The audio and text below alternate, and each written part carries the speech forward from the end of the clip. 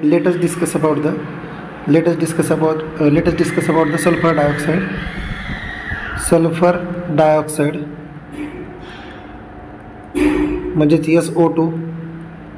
या sulphur डायऑक्साईडबद्दल information पाहूयात. ठीक आहे, पहिला पार्ट येतो मेथड ऑफ प्रिपरेशन. त्यातला पहिला पार्ट येतो method of preparation method of the sulphur dioxide. त्यातलं पहिली मेथड येते ज्यावेळेस आपण सल्फरला बर्निंग करू, सल्फरचं ज्यावेळेस बर्निंग करू, burning of sulphur in presence of air gives us to the sulfur dioxide. म्हणजे yes, sulphur on burning in presence of air म्हणजेच oxygen, it forms SO2 gas. तो SO2 गॅस तयार करतो. सेकंड मेथड आहे laboratory method. In laboratory it is prepared by treating sodium sulphate आणि H2SO4. Sodium sulphate sodium sulphide plus H2SO4 dilute forms SO2. आता ही जर reaction बघितली तर याच्यामध्ये काय Na2SO3 sodium sulphide plus H2SO4 it forms Na2SO4 sodium sulphate plus water and plus SO2 gas आणि हा SO2 गॅसच कोण आहे, सल्फर डायऑक्साईड. ही झाली second method of preparation sulphur डायऑक्साईडची. थर्ड मेथड ऑफ प्रिपरेशन पेपरला विचारू शकतात. याच्यामध्ये काय केलं जातं, याच्यामध्ये झिंक सल्फाईडपासून आणि फेरस सल्फाईडपासून प्रिपरेशन केलेलं आहे. झिंक सल्फाईडपासून आणि फेरस सल्फाईडपासून, आणि यालाच आपण म्हणतो industrial method of preparation of the sulphur dioxide. Industrial method ही, ह्या इंडस्ट्रियल मेथडमध्ये काय करतो बघा, इंडस्ट्रियल मेथडमध्ये आपण रोस्टिंग करतो.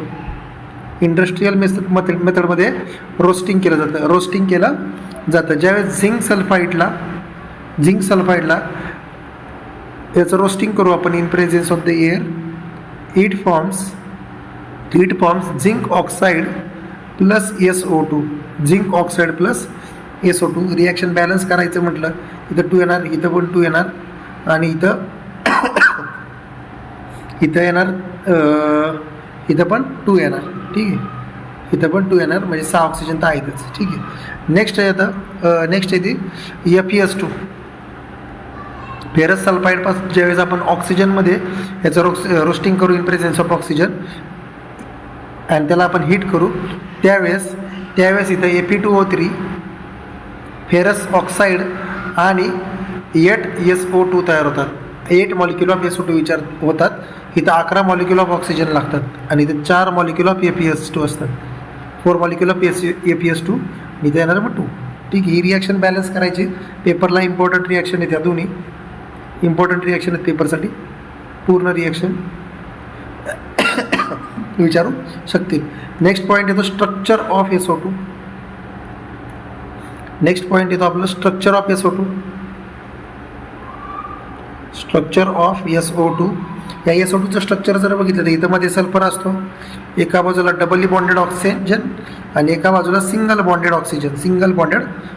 इथं 3 लोन पेअर असतात या ऑक्सिजनसोबत, आणि इथल्या ऑक्सिजनसोबत 2 लोन पेअर असतात, आणि मधला सल्फर जो आहे याच्यावरती 1 लोन पेअर असते. मधल्या सल्फरवरती 1 लोन पेअर प्रेझेंट असते.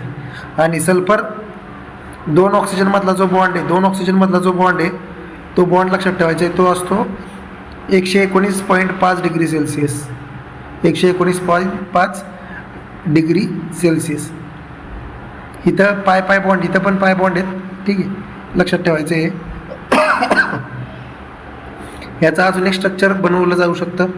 याच्यामध्ये जर बघितलं तर अजून एक स्ट्रक्चर कसं येईल बघा. सल्फर ही 1 पेअर आहे तशी, इथं डबल बॉन्ड, इथं जे लोन पेअर आहेत इथं 2 लोन पेअर, आणि इथं ज्या 3 लोन पेअर होतात इथं फक्त 2 लोन पेअर राहतील, कारण की ही जी लोन पेअर आहे तिथं बॉन्ड तयार करेल. ठीक आहे, 1 लोन पेअर तिथं बॉन्ड तयार करेल. ठीक आहे, आता स्ट्रक्चर ऑफ SO2 मध्ये जर बघितलं, जो आपला सल्फर आहे तो सल्फर ॲटम, या सल्फरचं sp2 हायब्रिडायझेशन होतं. या सल्फरचं sp2 हायब्रिडायझेशन होतं. ठीक आहे.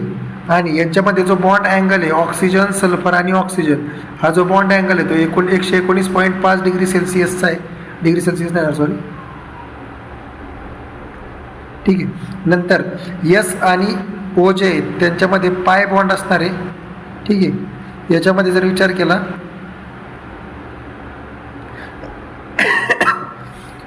ठीक आहे. आणि याच्यामध्ये जर बघितलं जे दोन पाय बॉन्ड असणार आहेत ते दोन्ही पाय बॉन्ड आयडेंटिकल असणार आहेत. दोन्ही पाय बॉन्ड काय असणार आहेत? Identical due to resonance. Identical due to resonance. Both are identical due to the resonance. हे झालं स्ट्रक्चर ऑफ SO2. याच्याबद्दल एवढंच विचारतील. नेक्स्ट वन आहे physical properties of the SO2. Physical property of sulphur dioxide. Sulphur डायऑक्साईडचीच information चाललेली आहे सगळी. Physical properties of the sulphur dioxide. Physical properties 2 मार्क्सला विचारतील. Physical properties of sulphur dioxide लक्षात ठेवायच्यात. Physical properties of sulphur dioxide याच्यामध्ये बघा it is colourless gas. It is colourless gas. दुसरा महत्त्वाचा पॉईंट याच्याबद्दल विचारतील. It is dissolved in water. Dissolved in water. It has pungent smell.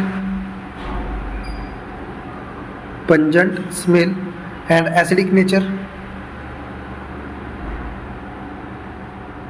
Pungent smell and acidic nature. ठीक आहे. It liquefies it is a strong reducing agent. It is strong reducing agent. Strong reducing agent आहे कोण? Sulphur dioxide. आणि महत्त्वाचा point आहे तो sulphur डायऑक्साईडचा जो boiling point आहे तो असतो 263 केल्विन टेम्परेचर. ठीक आहे. 263 डिग्री टेम्परेचर त्याचं हे असणार. ठीक आहे. आणि तो स्ट्रॉंग रिड्युसिंग एजंट म्हणून काम करतो. स्ट्रॉंग रिड्युसिंग एजंट म्हणून काम करतो. फॉर एक्झाम्पल ज्यावेळेस आपण I2 म्हणजे iodine plus SO2 plus water घेऊ म्हणजे SO2 इन वॉटर घेऊ त्यावेळेस इथं HI तयार होतो आणि H2SO4 तयार होतो. HI आणि H2SO4 तयार होतो. रिडक्शन करणारा कोण होतो? Reducing agent. रिडक्शन करणारा कोण असतो? Reducing agent. ठीक आहे. नंतर ज्यावेळेस याला आपण NaOH सोबत रिॲक्शन करू NaOH सोबत तो काय तयार करतो बघा. NaOH सोबत तो सोडियम सल्फाईड तयार करतो. सोडियम सल्फाईड आणि नंतर तो सोडियम बायसल्फाईड करतो तयार. NaHSO3 तयार करतो. नंतर फर्दर रिॲक्शनने तो काय करतो? सोडियम बायसल्फाईड तयार करतो. कोण? आपला सल्फर डायऑक्साईड. ठीक आहे. याच्या केमिकल प्रॉपर्टीमध्ये बघतो आपण. ही झाली पहिली chemical property. Next point is next point आहे.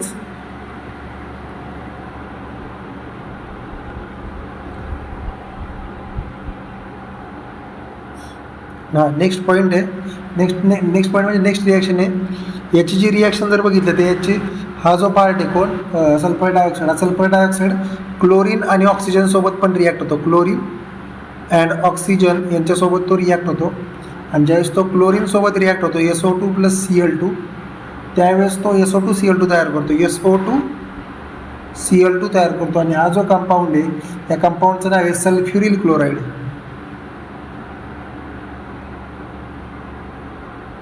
याचं नाव काय आहे? सल्फ्युरिल क्लोराईड. आणि महत्त्वाचं आहे ज्यावेळेस याचा ऑक्सिजन सोबत रिॲक्शन होती त्यावेळेस in presence of vanadium pentoxide it forms SO3 sulphur trioxide. It forms sulphur trioxide. Sulphur trioxide ते तयार करतं. ठीक आहे. महत्त्वाचं आहे पेपरला विचारतात.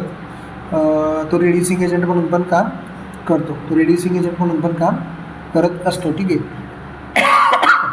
ज्यावेळेस आपण फेरस ट्रायक्लोराईडला आपण SO2 बरोबर रिॲक्ट करू in presence of water it forms FeCl2 plus H2SO4 and HCl. ठीक आहे. आणि इथं जे होतं ते इथं रिडक्शन होतं. इथं काय होतं?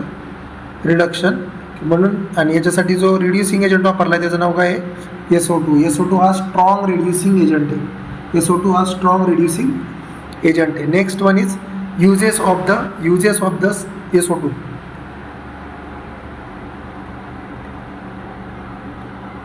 Uses of SO2. Uses of SO2 आता महत्त्वाचं आहे.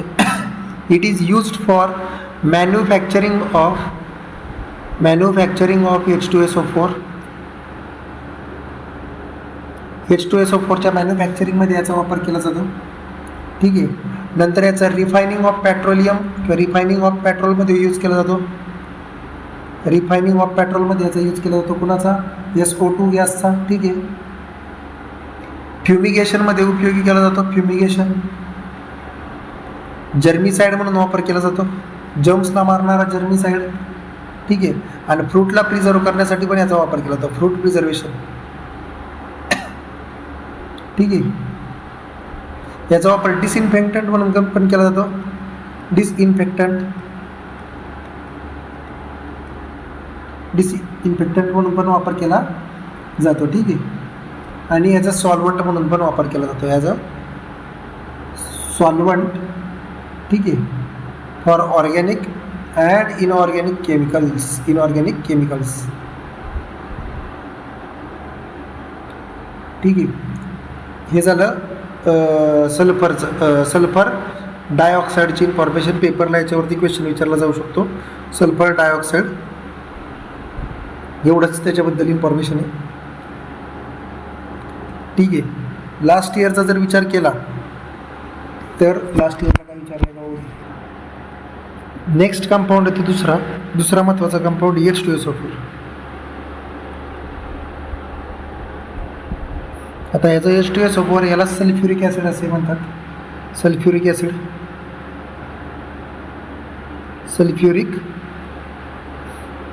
आता या सल्फ्युरिक ॲसिडमध्ये जर विचार केला तर या सल्फ्युरिक ॲसिडबद्दल हे जे सल्फ्युरिक ॲसिड बनवण्याचं जे प्रिपेरेशन मेथड आहे हे प्रिपेरेशन आपण कॉन्टॅक्ट प्रोसेसनी बनवतो. कोणत्या प्रोसेसने कॉन्टॅक्ट प्रोसेस किंवा कॉन्टॅक्ट मेथडनी याला बनवलं जातं. ठीक आहे. आणि याच्यामध्ये ह्या कॉन्टॅक्ट प्रोसेसनी बनवत असताना ह्या 4 स्टेपमध्ये त्याला बनवलं जातं. किती स्टेपमध्ये बनवलं जातं 4 स्टेपमध्ये याला बनवलं जातं. कोणाला H2SO4ला. त्यातली पहिली स्टेप आहे प्रिपेरेशन ऑफ SO2.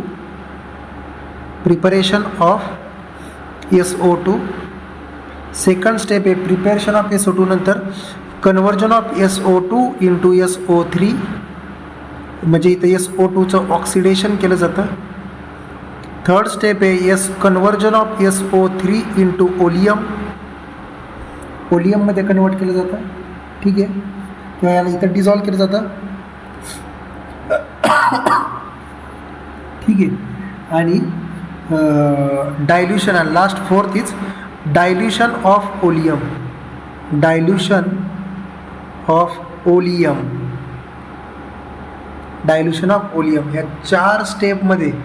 ह्या 4 स्टेपमध्ये H2SO4ला प्रिपेअर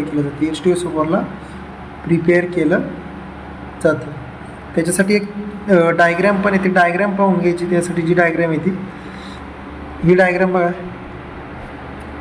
ह्या डायग्रॅममध्ये जर विचार केला ह्या डायग्रॅममध्ये बघा पहिल्यांदा SO2 बनवण्यासाठी सल्फर आणि एअर आहे. ठीक आहे. इथं SO2 बनणार आहे. इथं काय बनणार आहे SO2 आणि ऑक्सिजन एकत्र आला. ठीक आहे. SO2 आणि ऑक्सिजन एकत्र आला. इथं काय तयार झाला SO3 तयार झाला. फर्स्ट स्टेप झाली SO3. ठीक आहे. नंतर वॉटर स्प्रेइंग वगैरे केलं जातं. ठीक आहे. वॉटर स्प्रेइंग झाल्यानंतर त्या SO3चं कन्व्हर्जन H2 म्हणजे ओलियममध्ये करण्यासाठी हे काय इथं ओलियम आहे बघा. ओलियममध्ये करण्यासाठी त्याला आपण H2SO4चा स्प्रेइंग करतो. H2SO4चं स्प्रेइंग केलं जातं. ठीक आहे. एवढे काही गरज नाही आहे खरं. इथं कोण डिवाईस आहे बघा. सल्फर बर्नर आहे. ठीक आहे. नंतर कोण आहे वॉशिंग अँड कुलिंग टॉवर आहे. नंतर आहे ड्राईंग टॉवर आहे. आणि नंतर आहे arsenic purifier, pre heater, vanadium पेंटॉक्साईड आहे. कॅटॅलिटिक कन्व्हर्टर आहे, कॅटॅलिटिक कन्व्हर्टर, ठीक आहे, कॅटॅलिटिक कन्व्हर्टर आहे. इथून बाहेर पडताना कोण बाहेर पडतो? SO2. इथे SO3 पाहिजे खरं तर. हा SO3 ज्यावेळेस आपण H2SO4 बरं कन्वर्ट करू, इथे H2SO4 आहे, इथे H2SO4 बरं कन्वर्ट करू, त्यावेळेस तो इथं SO3ला H2SO4 बरं टाकू, त्यावेळेस तो ओलियम तयार करेल. त्यावेळेस तो काय तयार करेल? ओलियम तयार करेल. एवढं काही गरज नाही आहे, ही डायग्राम नाही पाहिली तरी चालतं आहे. फक्त जस्ट महत्त्वाच्या पहिली स्टेप काय बघा आता, प्रिपेरेशन ऑफ सल्फ्युरिक ॲसिड आहे. त्यातली पहिली स्टेप आहे preparation of SO2. Preparation of SO2 या स्टेपमध्ये होतं काय बघा, ज्यावेळेस सल्फरला आपण ऑक्सिजन बर्न करू, ऑक्सिजनसोबत बर्न करू, त्यावेळेस तो SO2 तयार करेल. त्यावेळेस तो SO2 तयार करेल. ठीक आहे. इथं अजून एक मेथड यूज केली जाते, ज्यावेळेस आपण फेरस सल्फेटला ऑक्सिजनसोबत रिॲक्ट करू, म्हणजे इथं रोस्टिंग करू, इथं काय करू, या प्रोसेसमध्ये रोस्टिंग करू, त्यावेळेस यांचं रोस्टिंग केल्यानंतर काय तयार होतं बघा, यांचं रोस्टिंग केल्यानंतर Fe2O3 iron oxide plus 8 molecule of SO2 तयार होतात. 8 मॉलिक्यूल ऑफ SO2 तयार होतात. ही झाली first step, preparation of SO2. SO2ला प्रिपेअर केल्यानंतर फर्स्ट नंतर आहे सेकंड स्टेप आहे ऑक्सिडेशन ऑफ SO2, म्हणजेच ऑक्सिडेशन आहे. SO2चं कन्व्हर्जन SO3 मध्ये केलं जातं. SO2 is converted to the SO3 in presence of by using oxygen in presence of vanadium pentoxide V2O5च्या प्रेझेन्समध्ये SO3 मॉलिक्यूल तयार केले जातात. इथं जी हीट लागते ती मायनसमध्ये, म्हणजे इथं कुलिंग लागतं, इथं कुलिंग करावं लागतं. -196 किलो कॅलरी हीट लागते इथं. ठीक आहे. आणि इथं जे SO2 आणि O2 जे असतील ते आपल्याला प्युअर आणि ड्राय लागतात, प्युअर आणि ड्राय. त्यामुळे हे ड्राय आणि प्युअर मिळवण्यासाठी त्यांचं ड्राईंग करावं लागतं. ठीक आहे. आणि प्युरिफिकेशन करावं लागतं, म्हणजे इथं SO2 आणि O2चं आपल्याला प्युरिफिकेशन आणि ड्राईंग करावं लागतं. ठीक आहे. कारण की इथं पॉयझनिंग प्रिव्हेंट करण्यासाठी, कॅटलिस्ट पॉयझनिंग प्रिव्हेंट करण्यासाठी आपल्याला या सगळ्या गोष्टी कराव्या लागतात. ठीक आहे. ही जी रिॲक्शन आहे, ही रिॲक्शन आपल्याला 723 केल्विन टेम्परेचरला कॅरीड आउट करावी लागते. 723 केल्विन टेम्परेचर. ठीक आहे. आणि महत्त्वाचं 2 बार प्रेशर आणि 723 केल्विन टेम्परेचरला ही रिॲक्शन करावी लागते. आणि याच्यामध्ये जो रेशो असतो SO2 आणि O2चा, हा रेशो असतो 2:3 रेशो असतो. महत्त्वाचं हे पेपरला विचारतात, 2:3 रेशो असतो. ठीक आहे. नंतर थर्ड स्टेप येते. थर्ड स्टेपमध्ये काय म्हणलेलं आहे, थर्ड स्टेपमध्ये dissolution of SO3 into the H2SO4 dilute H2SO4 मध्ये डिझॉल्व केलं जातं. कुणाला? SO3ला. आणि त्यावेळेस काय तयार होतं? तर ओलियम तयार होतं. ओलियम तयार होतं. H2SO7 याला म्हणतो आपण ओलियम. आपण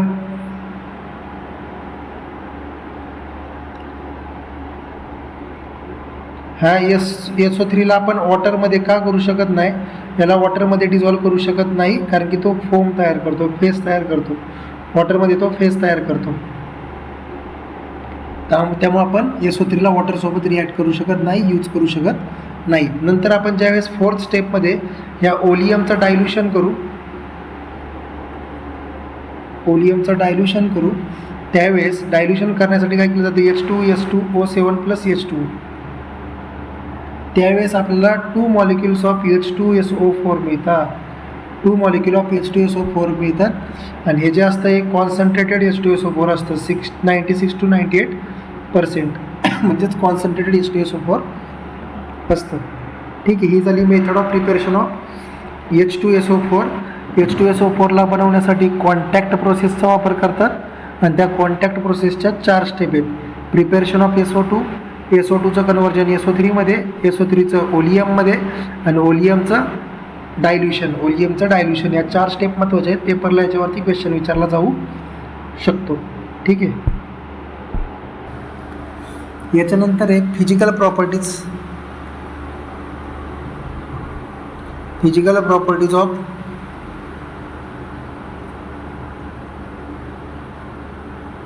H2SO4. Physical properties of H2SO4 याच्यामध्ये काय, it is a colourless oily liquid. It is a colourless oily liquid.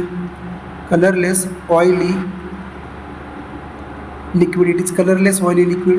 दुसरा पॉईंट महत्त्वाचा आहे, it is highly viscous due to hydrogen bonding.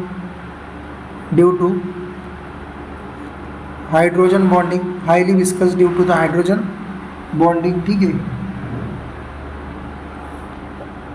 On reduction with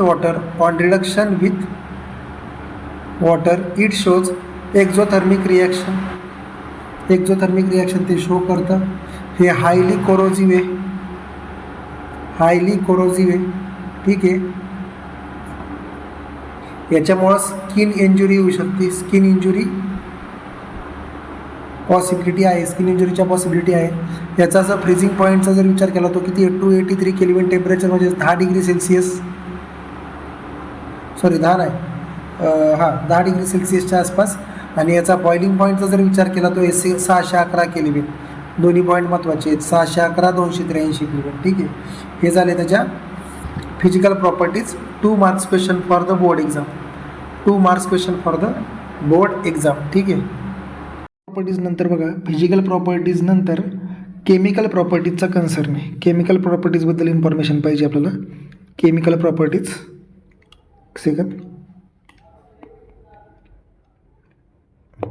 chemical properties of H2SO4.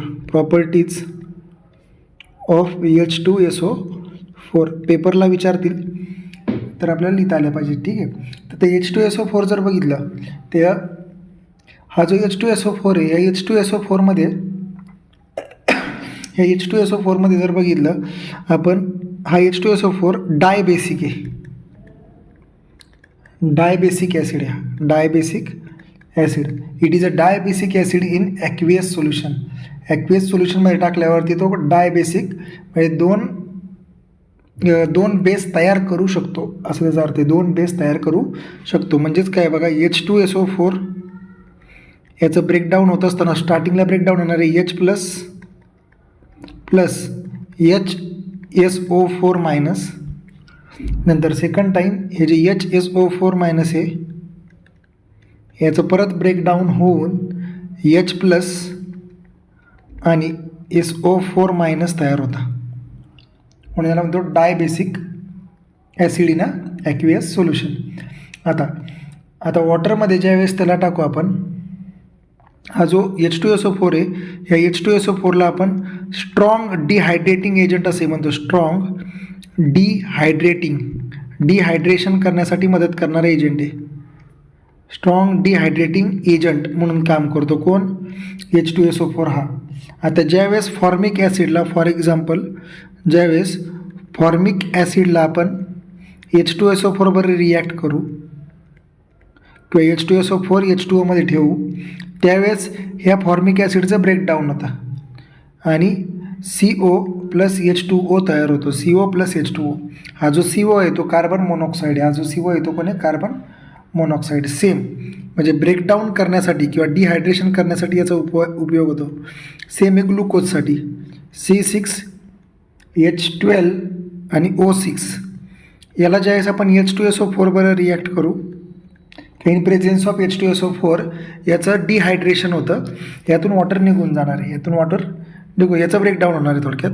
C6C आणि 6H2O. Breaking in presence of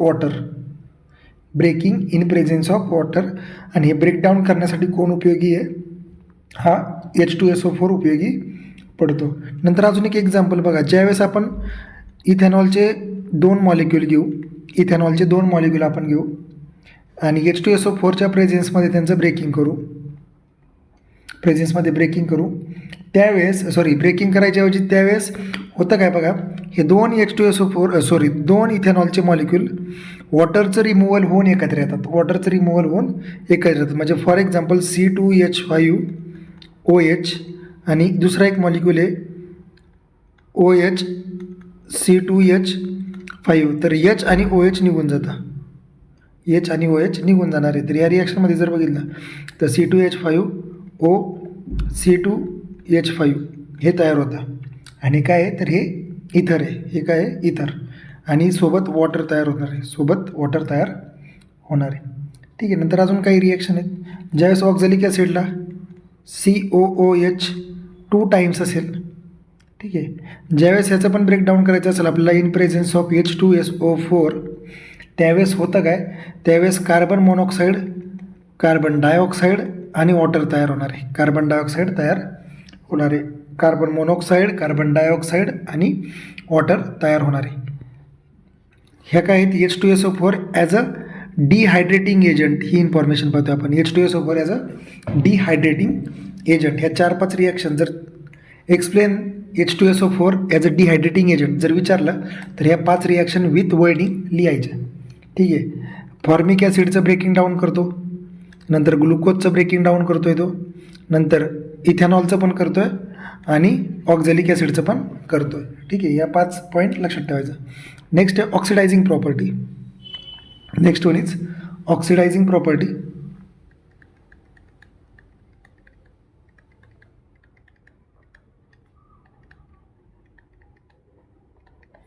oxidising property of H2SO4. आता ज्यावेळेस H2SO4ला आपण heat करू,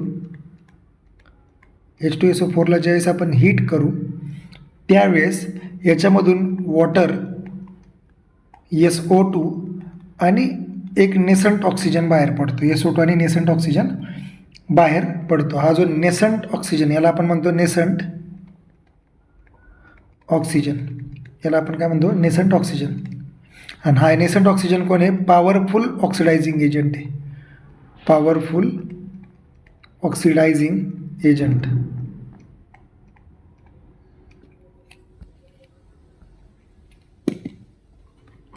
so this oxidising property म्हणजे काय, oxidation करणारी property आहे, नाही तर नेसंट ऑक्सिजन महत्त्वाचं काम करणार आहे, नेसंट ऑक्सिजन. ठीक आहे. आता त्यातली पहिली रिॲक्शन येते ऑक्सिडेशन कसं करतो येते बघा, oxidation of non metal, oxidation of non metal. पहिला पॉईंट येतो ऑक्सिडेशन ऑफ नॉन मेटल. पहिला पॉईंट आहे ऑक्सिडेशन ऑफ नॉन मेटल. ठीक आहे. ज्यावेळेस कार्बनसारखा जर नॉन मेटलचा विचार केला, कार्बन हा एक नॉन मेटल माहिती पाहिजे, कार्बनला ज्यावेळेस आपण H2SO4 बरोबर रिॲक्ट करू तर H2SO4 त्या कार्बनचं काय करतो, ऑक्सिडेशन करतो. H2SO4 त्या कार्बनचं काय करतो, ऑक्सिडेशन करतो आणि CO2 तयार करतो. काय तयार करतो, CO2. नंतर या रिॲक्शनमध्ये 2SO2 तयार होतात मॉलिक्युल्स आणि प्लस 2H2O मॉलिक्यूल तयार होतात. 2H2O, सल्फर डायऑक्साईडचे 2 मॉलिक्यूल, वॉटरचे 2 मॉलिक्यूल आणि कार्बन डायऑक्साईडचा 1 मॉलिक्यूल तयार होतो या रिॲक्शनमध्ये. जर सेकंड रिॲक्शन जर बघितली आपण सल्फरची, ज्यावेळेस आपण सल्फरला H2SO4 बरोबर रिॲक्ट करू, 2 मॉलिक्युल्स ऑफ H2SO4, तर इथं पण ऑक्सिडेशन होणार आहे. कुणाचं, सल्फरचं. इथं सल्फरचं ऑक्सिडेशन होऊन 3 मॉलिक्यूल ऑफ SO2 तयार होतात. इथं 3 मॉलिक्युल्स लागतील, मग SO2 तयार होतात प्लस 2H2O तयार होतात, प्लस 2H2O मॉलिक्युल्स तयार होतील. ठीक आहे. हे झालं सल्फरचं. नंतर अशाच रिॲक्शन, नंबर ऑफ रिॲक्शन येतील. ठीक आहे. नंतर हे फॉस्फरस P4 मॉलिक्युल्स, ज्यावेळेस याला आपण H2SO4 बरोबर रिॲक्ट करू. फॉर एक्झाम्पल ज्यावेळेस आपण फॉस्फरसचे 4 मॉलिक्यूल आणि H2SO4चे 10 मॉलिक्यूल घेऊ त्यावेळेस होतं काय, फॉस्फरस ऑक्साईड तयार होतो P4O10 आणि 10 मॉलिक्यूल ऑफ SO2 तयार होतात. 10 molecule of SO2 plus 10 molecule of H2O. मग इथं जर बघितलं तर H2Oचे मॉलिक्यूल आणि SO2चे मॉलिक्यूल सेम आहेत. इथं पण बघा इथं SO2चे मॉलिक्यूल आणि H2Oचे मॉलिक्यूल सेम आहेत. नंतर आहे ऑक्सिडेशन ऑफ मेटल. हे झालं नॉन मेटल. दुसरा पॉईंट येतो oxidation of non metal.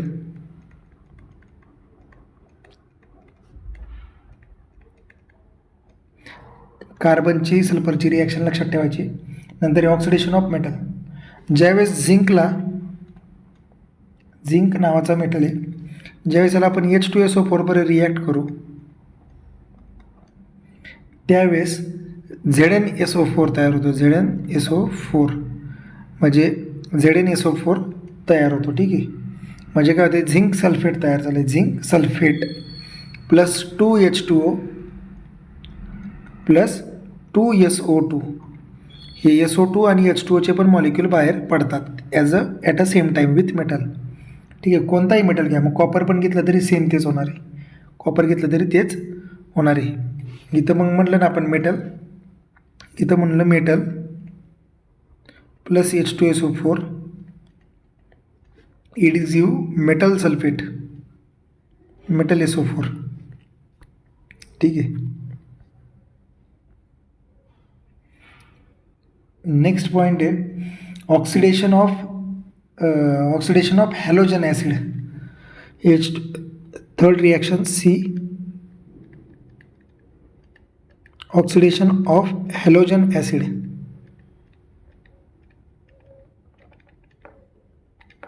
Oxidation of halogen acid. आता हॅलोजन ॲसिड म्हणजे काय, जिथं हायड्रोजन आणि हॅलोजन आहे, हायड्रोजन आणि हॅलोजनची रिॲक्शन, त्यालाच म्हणतो हॅलोजन ॲसिड. मग जर एक्झाम्पल म्हणून जर बघितलं, ज्यावेळेस आपण HBrचा विचार करू, ब्रोमिक ॲसिडचा किंवा हायड्रोजन ब्रोमाइडचा, ज्यावेळेस ह्याला आपण H2SO4 बरोबर रिॲक्ट करू त्यावेळेस या रिॲक्शनमध्ये ब्रोमीन बाहेर पडतो. ब्रोमीन नावाचा हॅलोजन बाहेर पडतो, प्लस SO2 बाहेर पडणार आहे आणि प्लस 2H2O पण बाहेर पडणार आहे. तर काय तयार करतो आहे, हॅलोजन तयार करतो आहे. म्हणजेच hello acid plus H2SO4 it forms halogen. It form halogen plus sulphur dioxide and water. महत्त्वाची रिॲक्शन आहे, पेपरला विचारतील. ठीक आहे. नेक्स्ट आहे reaction with salt. D, reaction with salt. Reaction with salt. Reaction with salt म्हणजे काय, जर NaCl प्लस H2SO4 काय होणार आहे ते पाहिजे. सॉल्ट प्लस ॲसिड आहे. नंतर KNO3 म्हणजे पोटॅशियम नायट्रेट प्लस H2SO4 काय होतं ते पाहिजे. आणि नंतर एक कॅल्शियम फ्लोराईड प्लस H2SO4 काय होतं ते पाहिजे. ठीक आहे. ज्यावेळेस NaClला H2SO4 वर रिॲक्ट करू त्यावेळेस सोडियम बायसल्फेट तयार होतं. सोडियम बायसल्फेट. ज्यावेळेस KNO3ला रिॲक्ट करू त्यावेळेस KHSO4 तयार होतं. KHSO4 म्हणजे इथं होतं आहे काय, H2SO4चं ब्रेकिंग होतं H प्लसमध्ये आणि HSO4 मायनसमध्ये. हे लक्षात ठेवायचं आहे, हे लक्षात ठेवायचं. हा महत्त्वाचा पॉईंट आहे. ठीक आहे. हा महत्त्वाचा पॉईंट आहे. आता इथं NaCl बरं हे झालं NaHSO4 प्लस, आता इथलं एक H आहे आणि इथलं Cl आहे, मग HCl. H2SO4 मधला एक H फक्त बाहेर काढायचा आहे. इथं H2SO4 मधला एक H काढायचा, इथं NO3 वर द्यायचं HNO3. सेम इथं पण तेच CaSO4 प्लस 2HF. ही रिॲक्शन जरा थोडीशी एक्सेप्शनल आहे, माहीत पाहिजे. Calcium fluoride plus H2SO4 gives calcium sulphate. Otherwise ते काय देतं, बायसल्फेट देतं. त्यावेळेस काय देतं ते बायसल्फेट. हे झालं रिॲक्शन विथ सॉल्ट. आणि last one is uses of the H2SO4. Next point, uses of H2SO4.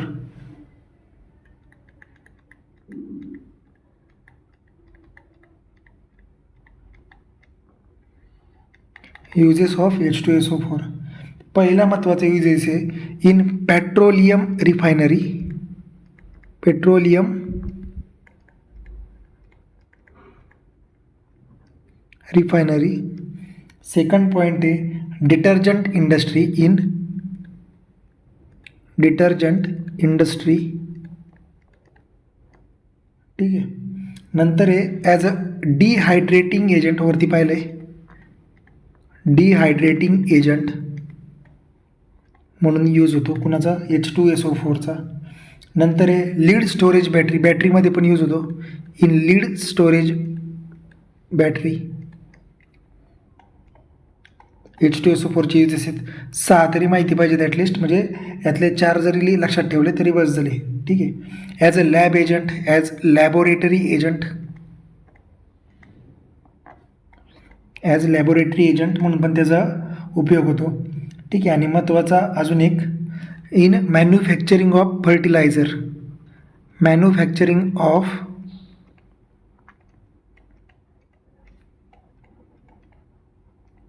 Fertiliser, uses of H2SO4मध्ये मॅन्युफॅक्चरिंग ऑफ फर्टिलायझर हा एक महत्त्वाचा पॉईंट आहे. आणि अजून खूप काही युजेस आहेत. In manufacturing of the paints, fertilisers, paints, pigments, ETC, pigments and ETC. एवढा पार्ट लक्षात ठेवायचा H2SO4चा. ठीक आहे. हे झालं H2SO4ची इन्फॉर्मेशन. बोर्ड क्वेश्चन जर बघितले तर बोर्डचे क्वेश्चन काय ते पण पाहूयात.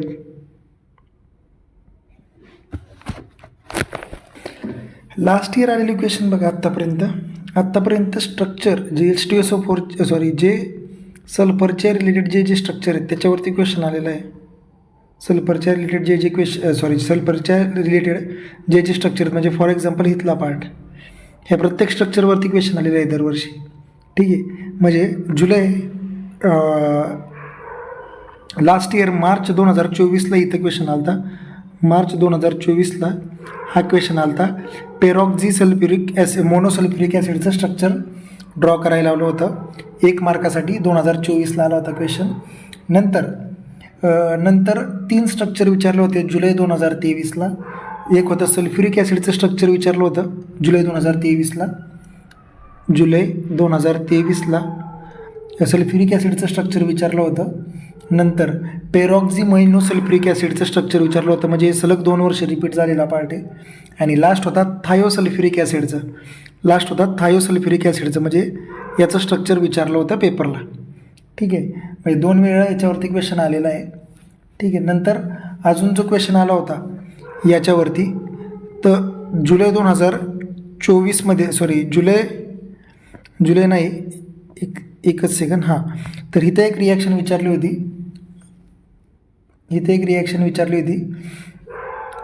ही जी रिॲक्शन आहे सल्फरपासून सल्फर डायऑक्साईड बनवण्याची जी प्रोसेस आहे, हा क्वेश्चन होता मार्च 2022ला 2 मार्काला. मार्च 2022ला ज्यावेळेस सल्फरला H2SO4 सोबत रिॲक्ट करू त्यावेळेस सल्फर डायऑक्साईड तयार होणार. 2 मार्काला केमिकल इक्वेशन विचारलं होतं. आणि युजेस ऑफ सल्फर हा एक पॉईंट त्यांच्यामध्ये दिला होता. एक्सप्लेन द युजेस ऑफ सल्फरचे युजेस विचारलेले होते त्यांनी. H2SO4 वगैरे यांचे जे युजेस आहेत तेच युजेस लिहून टाकायचे. ठीक आहे. नंतर क्वेश्चन काय विचारला होता, सप्टेंबर 21ला एक क्वेश्चन काय विचारला होता, इथं रिॲक्शनवरती आला होता क्वेश्चन. सप्टेंबर 21ला ही रिॲक्शन विचारली होती बघा, CaF2ची. ही जी रिॲक्शन आहे ही सप्टेंबर 2021ला विचारली होती. सप्टेंबर 2021ला याच्यावरती 2 मार्क्सला क्वेश्चन आला होता. ठीक आहे. आणि नंतर याच्यासोबतच केन शुगरवरती, म्हणजेच फ्रुक्टोज आणि ग्लुकोज बऱ्यापैकी ते एकमेकांच्या आईसोबत असल्यामुळे सेम फॉर्म्युला आहे, त्यामुळे ग्लुकोजची एक रिॲक्शन विचारली होती, ती म्हणजे ही रिॲक्शन एक विचारली होती. 2 मिळून विचारल्या होत्या सप्टेंबर 21ला. ठीक आहे. सप्टेंबर 21ला या 2 रिॲक्शन विचारल्या होत्या. आत्तापर्यंत आलेले क्वेश्चन पाहतोय आपण. ठीक आहे. नंतर 3 मार्काला, सप्टेंबर 21लाच 3 मार्काला कॉन्टॅक्ट प्रोसेसवरती क्वेश्चन होता पूर्ण याच्यावरती. सप्टेंबर 2021ला 3 मार्क क्वेश्चन होता, एक्सप्लेन द कॉन्टॅक्ट प्रोसेस. जे इथं लिहिलेले आहेत त्या 4 स्टेप व्यवस्थित एक्सप्लेन करायच्या होत्या. ठीक आहे. सप्टेंबर 21ला. आणि सल्फर डायऑक्साईडचे म्हणजे SO2चे युजेस हा एक पार्ट त्यात टाकला होता. म्हणजे 4 नावं जर लिहिली होती आणि हे जर लिहिलं असतं तरी 3 पैकी 3 मार्क्स भेटून गेले असते. ठीक आहे.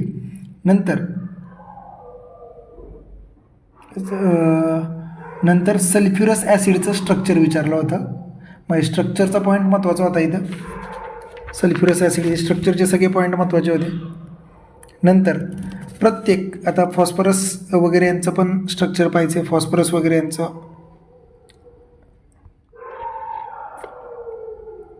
सल्फरच्या स्ट्रक्चरवरती क्वेश्चन आहेत. सल्फर इम्पॉर्टंट आहे. नंतर तरी अजून इम्पॉर्टंट काय राहिलं आहे का, सल्फ्युरस ॲसिडचं स्ट्रक्चर जुलै 2018ला पण आलं होतं. सल्फ्युरस ॲसिड हे जे स्ट्रक्चर आहे, हे स्ट्रक्चर जुलै 2018ला पण आलं होतं. ठीक आहे, जुलै 2018ला पण आलं होतं आणि CETला त्याच्यावर खूप क्वेश्चन आहेत. ठीक आहे, H2SO4च्या युजेसवरती पण क्वेश्चन आहे. H2SO4च्या युजेसवरती पण क्वेश्चन आला होता. ठीक आहे, नंतर अजून थायोसल्फ्युरिक ॲसिडचं पण स्ट्रक्चर विचारलं होतं. थायोसल्फ्युरिक ॲसिडचं हे स्ट्रक्चर आत्तापर्यंत 3 वेळा रिपीट झालेलं आहे. आता याच्यातून काय कळतं आहे तर IMPs कळत आहेत या टॉपिकवरच्या. एवढं टॉपिक जरी प्रिपेअर केले जसं टाईम जाईल तसा, तर आरामात आउट ऑफ मार्क्स मिळायला काय अवघड नाही आहे. ठीक आहे, नंतर याच्यावरतीच हे जे 6 स्ट्रक्चर दिलेले आहेत त्याच्यावरतीच क्वेश्चन आलेला आहे एक्झामला. त्याच्या बाहेरची काय करायची गरज नाही आहे. नंतर सल्फर डायऑक्साईडचं स्ट्रक्चर विचारलं होतं मार्च 2015ला. सल्फर डायऑक्साईडचं तिथं काय करायची पण गरज नाही. SO2चं स्ट्रक्चर विचारलं होतं सल्फर डायऑक्साईडचं.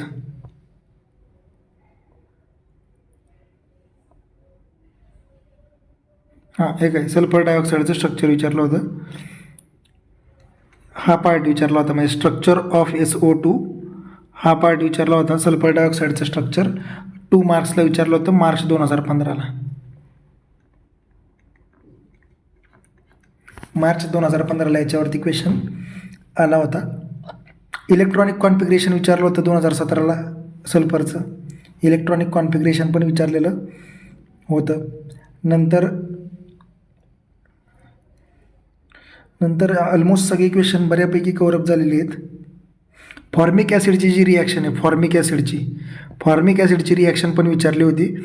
फॉर्मिक ॲसिडची रिॲक्शन जुलै 2018ला आली होती. फॉर्मिक ॲसिड ही वरची रिॲक्शन जुलै 2018ला हा एक पार्ट येऊन गेला होता. ठीक आहे, ऑलमोस्ट जेवढा पार्ट महत्त्वाचा आहे तो कव्हरअप हळूहळू होतो आहे. ठीक आहे, नंतर ओझोनच्या रिलेटेड इन्फॉर्मेशन आहे. ओझोनचे ऑक्साईड्स वगैरे याच्याबद्दल पण इन्फॉर्मेशन महत्त्वाची आहे. ठीक आहे, ह्या ऑक्साईड्सवरती पण क्वेश्चन आला होता. जे शिकवले त्याच्यावरती डिस्कशन चालू आहे.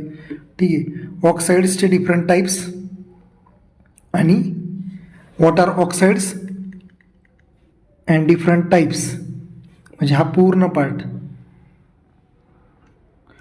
पूर्ण पार्ट विचारला होता मार्च 2019ला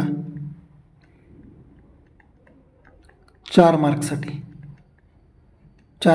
हा पार्ट विचारलेला होता. ठीक आहे, अजूनही टॉपिक संपलेला नाही आहे, पण जस्ट कुठे क्वेश्चन आलेले आहेत ते आपण पाहतो आहे. प्रत्येक क्वेश्चन याच्यावरती हे जे 6 स्ट्रक्चर विचारून झालेले आहेत, 6 स्ट्रक्चर विचारून झालेले आहेत. त्यामुळे 6 स्ट्रक्चर व्यवस्थित करायचे. IMP आहेत सगळे स्ट्रक्चर. ठीक आहे, नंतर डायऑक्सिजन म्हणजे O2ची रिॲक्शन पण विचारलेली आहे. O2 ऑक्सिजनची रिॲक्शन वरती पण क्वेश्चन आला होता. आणि क्वेश्चन असा होता, एक सेकंद, ऑक्टोबरला विचारला होता. ऑक्टोबरमध्ये विचारला होता क्वेश्चन, एवढं काय नाही आहे. कॅल्शियम आयर्न आणि कार्बन डाय CS2ची रिॲक्शन विचारली होती. CS2ची कॅल्शियम आयर्न आणि CS2 कॅल्शियम आयर्न आणि म्हणजे हा एक पॉईंट विचारला होता. ऑक्सिजन बरोबरची रिॲक्शन. ठीक आहे, रिॲक्शन्स विथ ऑक्सिजन म्हणजे ऑक्सिजनच्या रिॲक्शनवरती एक क्वेश्चन आला होता, एवढं लक्षात ठेवायचं आहे. ठीक आहे, ऑक्सिजनच्या रिॲक्शनवरती पण बुक चेंज झालेलं आहे, त्यामुळे जुना पार्ट पाहायचा नाही आहे. 2021 नंतरचे क्वेश्चन मस्त आहेत पाहणं, ते पाहून झालेले आहेत. ऑलमोस्ट सगळे पाहून झालेले आहेत आपले. आणि त्यात सल्फर डायऑक्साईड पण महत्त्वाचं आहे आणि सल्फर पण आहे. मॅन्युफॅक्चरिंग ऑफ सल्फर पण महत्त्वाचं आहे. ठीक आहे.